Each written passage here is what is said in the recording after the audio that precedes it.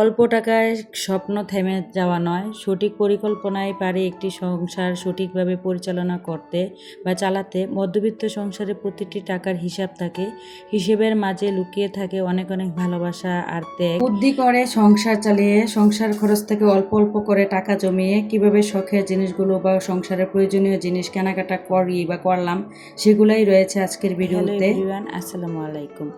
কেমন আছেন সবাই? আই হোপ সবাই অনেক বেশি ভালো আছেন। আলহামদুলিল্লাহ, আমিও আমার পরিবার পরিজন নিয়ে ভালো আছি।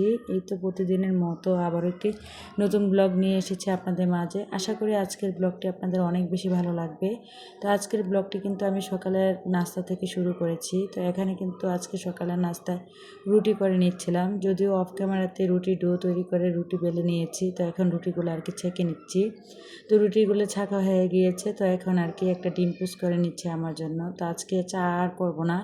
দেখা যায় চা খেলে আমার একদম গ্যাসের পরিমাণটা বেড়ে যায়, যার কারণে চাটা খুবই কম খাওয়ার চেষ্টা করি। যখনই দেখি অনেক বেশি ঠান্ডা লেগেছে তখনই কিন্তু চা খাওয়া হয়। আর তা না হলে মাঝে মধ্যে যখনই মন চায় বা ইচ্ছে করে পরোটা দিয়ে চা খেতে, তখনই কিন্তু খাই। তবে মানে চা খাওয়াটা অনেকেরই দেখেছি অনেক বেশি অভ্যাস, চা না খেলেই হয় না তাদের। তবে আমার কিন্তু প্রতিদিনই যে খেতে হয় তা কিন্তু না, তবে আমি মাঝে মাঝে খাই আর কি। তো যাই হোক, এখানে আর কি একটা ডিম পোস্ট করে নিচ্ছি, তারপরে আর রুটি, এগুলা দিয়েই কিন্তু আজকে সকালে নাস্তাটা হয়ে যাবে। অফ ক্যামেরাতেই কিন্তু ছেলেকে নাস্তা বানিয়ে তারপরে খাইয়ে দাইয়ে স্কুলে পাঠিয়ে দিয়েছি। এখন আমি আর আমার মেয়ে আর কি এখানে অফ ক্যামেরাতেই সকালে নাস্তাটা করে নেব। তো যাই হোক, ভিডিওর এই পর্যায়ে এসে যে সকল প্রিয় মিষ্টি আপুরা আমার ভিডিওটি দেখছেন, সবার কাছে অনুরোধ রইল, প্লিজ সবাই একটা লাইক দিয়ে দেবেন। আর যারা আজকে আমার চ্যানেলে নতুন জয়েন হয়েছেন, আমার ভিডিওতে বলা কোনো কথা বা কাজ যদি আপনাদের জীবনে এতটুকু ভালো লেগে থাকে, তাহলে অবশ্যই চ্যানেলটি সাবস্ক্রাইব করে পাশেই থেকে যাবেন। আর যারা অলরেডি এই কাজটি করে দিয়েছেন, তাদের জন্য রইল আমার অন্তরস্থল থেকে অনেক অনেক দোয়া আর ভালোবাসা। তো যাই হোক, সকালে নাস্তা খেয়ে প্লেট বাটিগুলো ধুয়ে অফ ক্যামেরাতে রেখে দিয়েছি, কারণ দেখা যায় প্রতিদিন বেশিরভাগ সময় কিন্তু আমার ভিডিওতে দেখা গিয়েছে যে প্লেট বাটি ধোয়া এগুলা কিন্তু রাখি। আর সবসময় কিন্তু একই টাইপের ভিডিও দেখতেও ভালো লাগে না, তো যার কারণে আজকে আর রাখলাম না। তো যাই হোক, বাজারে গিয়েছিলাম, বাজার করে নিয়ে এসেছিলাম কিছু জিনিস আর কি বাসার মধ্যে ফুরিয়ে গিয়েছিল। কিছু জিনিস বলতে আর কি বাসার মধ্যে ডিমটা ছিল না আর আটা ছিল না, তো এখানে কিন্তু খোলা আটা নিয়ে এসেছি। কি করব, এখন বর্তমান সময়ে কিন্তু জিনিসপত্রের এত পরিমাণে দাম, মাথায় গেলে একদম পুরো মাথায় বাজারে গেলে পুরো মাথায় নষ্ট হয়ে যায়। আটার কেজিও নাকি 50 টাকা কিলো হয়ে গিয়েছে। এর কিছুদিন আগেই কিন্তু 40 টাকা কিলো করে এনেছিলাম। আর যে ডিমের দাম ছিল 11 টাকা, আর ওই ডিমের দাম নাকি এখন হালি 50 টাকা হয়েছে। তো এখানে কিন্তু বেশি ডিম আনতে পারিনি, মাত্র 100 টাকা দিয়ে 8টা ডিম এনেছিলাম আর কি। আর বাসার মধ্যে আগেরই কিছুটা ডিম ছিল।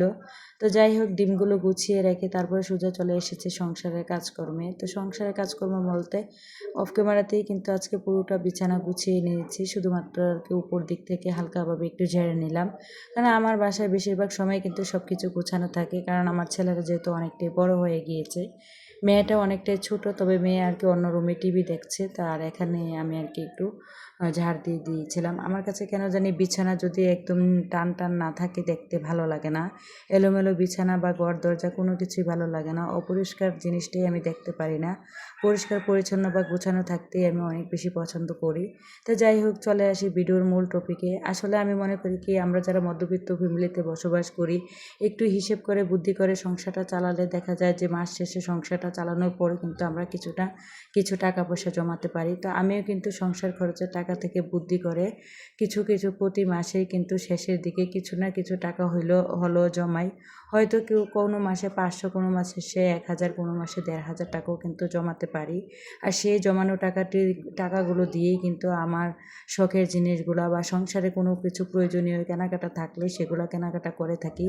আসলে একজন গৃহিণী চাইলে একটা সংসারে উন্নতি করতে পারে, আবার একজন গৃহিণী চাইলে একটা সংসারকে ধ্বংসও করে দিতে পারে। আমি মনে করি কি, যে সংসারে গৃহিণী যত বেশি বুদ্ধিমান, দেখবেন ওই সংসার খুব তাড়াতাড়ি আর কি উন্নত হয় বা উপরের দিকে ওঠে। একজন গৃহিণী গৃহিণীর দ্বারাই কিন্তু একটা সংসার অনেক কিছু মানে সংসারে অনেক কিছু হয়। হাজব্যান্ড কিন্তু দেখবেন টাকা পয়সা ইনকাম করে ঠিকই, কিন্তু সংসারের প্রয়োজনীয় যা কিছু লাগে একজন গৃহিণী পরিচালনা করে। তো এই যে দেখেন হিসেব করে বুদ্ধি করে সংসারটাকে প্রতি মাসেই কিন্তু সংসারটাকে চালানোর চেষ্টা করি। আর হিসেব আর বুদ্ধি করে চলি বলেই, একটু বুদ্ধি করে কষ্ট করে সংসারটা চালাই বলেই কিন্তু প্রতি মাসে কিছু না কিছু টাকা আর কি জমাতে পারি। হয়তো মানে ভিডিওতে দেখিয়েছিলাম এই মাসের লাস্টের দিকে আর কি কিছু টাকা জমিয়েছিলাম। তো এখন যেহেতু প্রায় মাসের 10-11 দিন হয়ে গিয়েছিল, প্রায় 30 তারিখের দিকে আর কি মাসে শেষ হয়েছিল, তখন কিছু টাকা জমিয়েছিলাম। আর সেই জমানো টাকাগুলো দিয়ে কিন্তু সংসারে কিছু প্রয়োজনীয় জিনিস কেনাকাটা করেছি। আর সেই প্রয়োজনীয় জিনিসগুলো কি সেইগুলাই আর কি এখন আপনাদের মাঝে শেয়ার করেছি। আসলে একজন গৃহিণী যদি কখনোই হিসেব করে বুদ্ধি করে সংসারটা না চালায়, তাহলে কিন্তু কখনোই কিন্তু সংসার খরচ থেকে টাকা জমানো সম্ভব না। তা আমি হিসেব করে একটু বুদ্ধি করেই কিন্তু সবসময় চেষ্টা করি আমার সংসারটাকে চালাতে। দেখেন চাইলে কিন্তু আমি প্রতি মাসে আমার ছেলেকে যে মাদ্রাসায় প্রতিদিন খাবার নিয়ে দিয়ে আসি, তার পেছনে যেই টাকাগুলো আমি দিতাম ওই টাকাগুলো আমাকে আর দিতে হয় না। ওই টাকাগুলো কিন্তু আমি সংসার খরচ থেকে কিন্তু অনেকটাই আর কি বুদ্ধি করে ওই টাকাগুলো বাঁচিয়ে রাখি। দেখা গিয়েছে ছেলের মাদ্রাসায় যদি খাবারগুলো আমি কষ্ট করে না দিয়ে যেতাম, তাহলে কিন্তু তাকে মাদ্রাসায় থাকা বাবদ, খাবার বাবদ কিন্তু তাকে প্রতি মাসে অনেক টাকাই কিন্তু দিতে হতো। তা আমি যেহেতু একটু কষ্ট করেও যেহেতু যেহেতু আমার ছেলেকে খাবারগুলো বাসা থেকে দিয়ে আসি, দেখা যায় আমার সংসার খরচ থেকে কিন্তু অনেকটাই টাকা বেঁচে যায়। আর সেই টাকাগুলো দিয়েই কিন্তু আমার স্বপ্নগুলো পূরণ করতে পারি বা সংসারের প্রয়োজনীয় জিনিসগুলো কেনাকাটা করতে পারি। আবার দেখেন আমি কিন্তু আমার সংসারে যত কাজ আছে সব কিছুই কিন্তু হেল্পিং হ্যান্ড খালাকে দিয়ে করাই না। সব কাজ আমি একা হাতেই করার চেষ্টা করি। আর একা হাতে করি বলেই কিন্তু হেল্পিং হ্যান্ড খালাকে এক্সট্রা কোনো টাকা দিতে হয় না।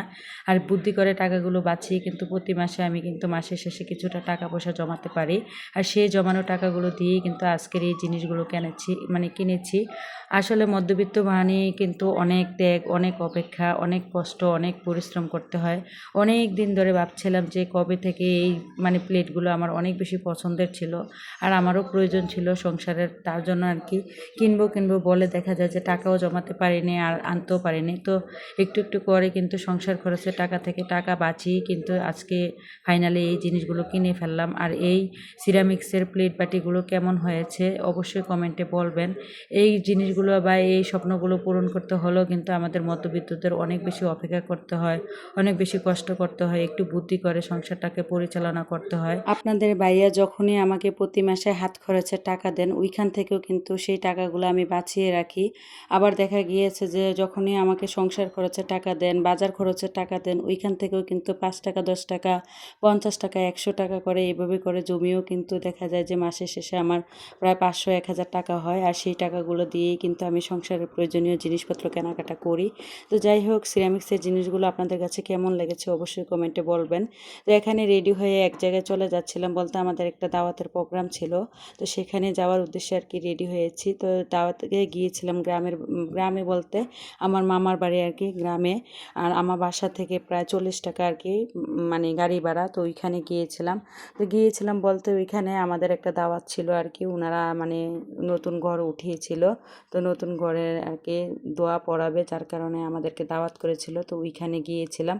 আসলে গ্রামের ঘরগুলো এমনই হয়, কিন্তু আসলে অনেক স্বপ্ন নিয়ে কিন্তু তারা এই ঘরগুলা বানায়। তো আসলে যার যেরকম আয় সে কিন্তু সেই ইনকাম অনুযায়ী, আয় অনুযায়ী কিন্তু তার স্বপ্নগুলো পূরণ করার চেষ্টা করে। তো যাই হোক, তো এখানে কিন্তু আসার পর আমার মামানি অনেক কিছুর আয়োজন করেছে। আসলে মানুষের আমি মনে করি কি গরিবের কিন্তু মন অনেক বেশি বড় থাকে। আসলে যারা দেখবেন পয়সাওয়ালা তাদের কিন্তু মন থাকে না, কারণ তাদের টাকা পয়সা থাকে। আর যাদের মন থাকে আর টাকা পয়সা থাকে না, তাদের কিন্তু অনেক রকমের মন থাকে।